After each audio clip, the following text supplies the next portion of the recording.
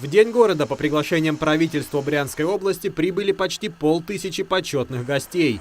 По личному приглашению губернатора Александра Богомаза в Брянск прибыл лидер партии ЛДПР Владимир Жириновский.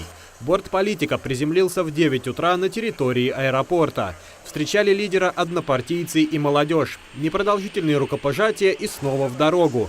Уже через полчаса после прилета Владимир Жириновский встретился с губернатором Брянской области. Рабочая встреча прошла в кабинете Александра Богомаза. Длилась чуть больше 10 минут. Политик поблагодарил главу региона за приглашение на праздник, после чего Владимир Жириновский встретился с членами фракции ЛДПР и руководителями области.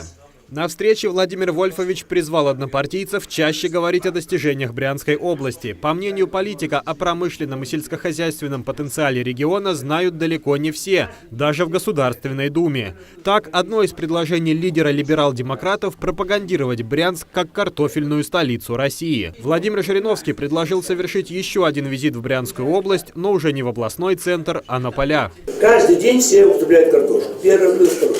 О том, что Брянск мог бы считаться картофельной столицей страны, а практически могут даже на европейский масштаб быть по количеству и по качеству, ничем не хуже. Этого не знают. И вот Александр Васильевич я попросил, мы готовы приехать, может быть, большим составом, показать день работы, вот уборка урожая, чтобы показали все каналы. Мы это заставим сделать. Если у вас уборка и пшеницы, там, не знаю, кукуруза, и тоже картофель, чтобы как работают люди. Вот они, новые сельхозпредприятия.